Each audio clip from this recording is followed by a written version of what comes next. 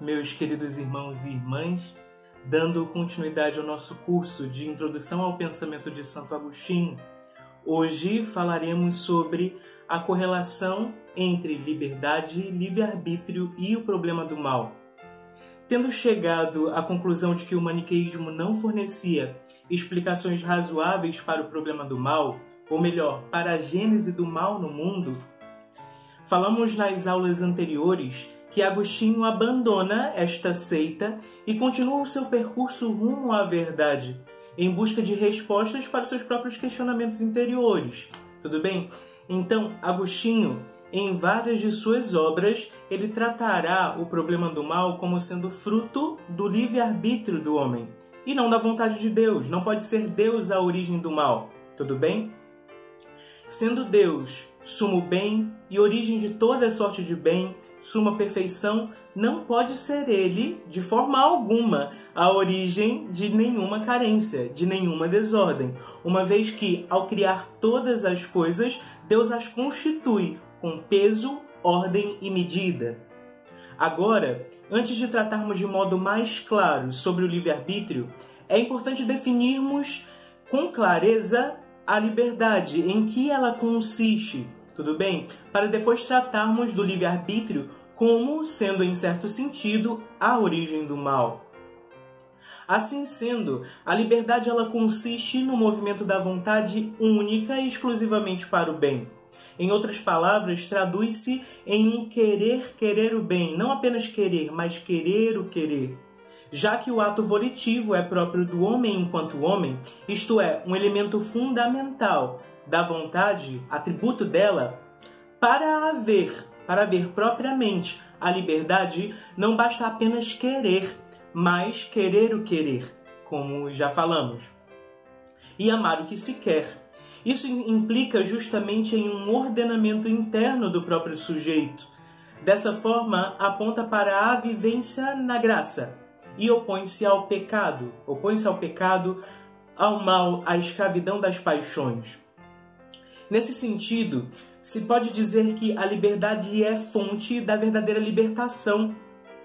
Mariciani, em sua dissertação Livre-arbítrio e Ação Moral em Agostinho, definirá justamente a liberdade como autodeterminação e, por conseguinte, como elemento fundamental da vontade. Eu vou ler um trecho dessa tese para vocês, tudo bem? No pensamento agostiniano, a vontade é, em seu fundamento, uma vontade livre. A liberdade, aqui entendida como autodeterminação, é um elemento essencial da vontade. O poder da vontade de tender para o bem ou para o mal indica o seu atributo de ser livre. Assim, meus irmãos, o livre-arbítrio, por sua vez, diz respeito diretamente à possibilidade de seguir ou não a este bem.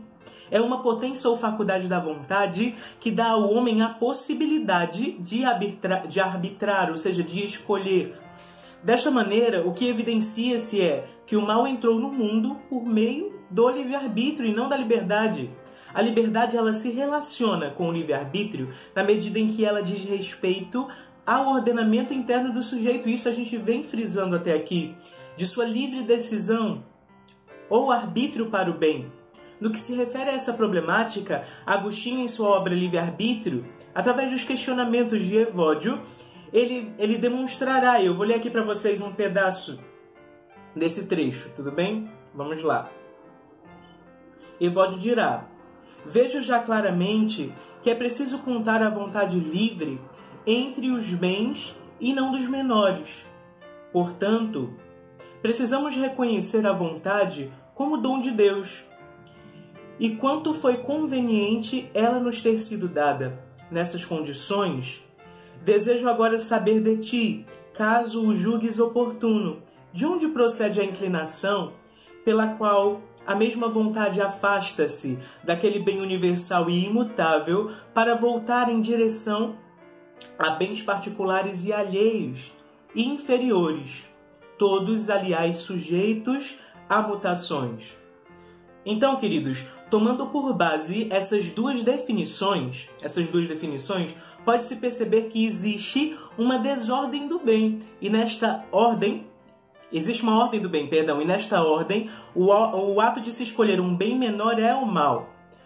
Roberto Picchi, em seu artigo Agostinho e a Descoberta da Vontade, ele corrobora esse pensamento acerca da origem do mal quando ele aborda que o argumento conclui a existência de uma causa da ação mal.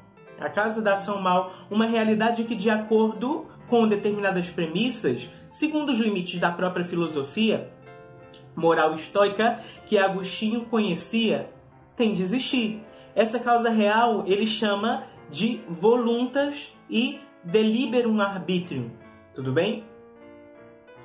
Então, meus queridos, sabendo que o Doutor da Graça atribui a Deus a existência de tudo o que há, de tudo que foi criado, e, consequentemente, a existência do homem enquanto criado à imagem e semelhança de Deus, dotado de razão, vontade, liberdade e, como dito anteriormente, que concebe que há uma desordem na ordem do bem. É importante explicar aqui que o motivo pelo qual tal desordem foi desencadeada é o pecado original, em cuja origem está o devir da vontade humana, que se volta para os bens sensíveis e corpóreos, atribuindo a eles maior valor do que aos bens espirituais. Isso aconteceu com Adão e Eva, que ao invés de escolher a Deus, escolheram um bem inferior.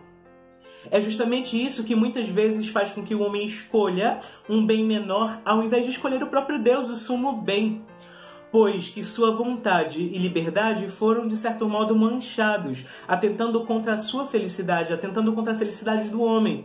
Então, nesse sentido, em seu livro A Trindade, que eu vou ler aqui um pedaço, Agostinho ele dirá: a alma, deleitando-se com o seu próprio poder, resvala-se do bem universal ao bem particular. A culpa é do orgulho que ama as divisões. Com efeito, se a alma seguisse Deus, governador da criatura, suas leis divinas poderiam governá-la com a sabedoria, mas ela, desejando algo mais que o universo, quis submeter o mundo às suas leis particulares e assim, ao ambicionar muito, diminuiu-se. Então nós podemos comprovar isso. A própria dinâmica de Adão e Eva. Partindo desse escrito, o que fica claro? Que o pecado implica justamente numa via oposta, totalmente oposta à da felicidade do homem, em razão de que, sendo ele uma espécie de degradação da natureza humana, faz com que a alma, ao invés de ir ao encontro da plenitude do ser, na posse do ser, toma uma direção totalmente contrária, a direção do não ser, da falta do sentido, do vazio. A partir dessa relação mal-liberdade, podemos chegar ao entendimento que o homem, em sua condição de inquietude diante da busca pela felicidade, poderá orientar a sua vontade para o bem ou para o mal. Quando ele coloca a sua felicidade nas coisas desse mundo, que em si são boas, visando uma satisfação ou plenitude, ele vai sentir-se certamente mais vazio. Mesmo que no momento tais coisas gerem prazer, gerem uma alegria, que não é a verdadeira alegria, mas uma falsa, pois há aí uma desordem na ordem do bem. No fragmento abaixo nós podemos perceber principalmente na fala de Mônica, que a vontade, quando se afasta do meio imutável e universal e vai ao encontro dos bens particulares, conduz o homem para o fim que para ele não é querido, o da infelicidade. Eu vou ler aqui para vocês também essa fala de Mônica. Retornando, prossegui. Queremos todos ser felizes? Apenas havia pronunciado tais palavras que a uma só voz e espontaneamente aprovaram. E que vos parece? Quem não tem o que quer é feliz? Não, responderam em uníssono. Como?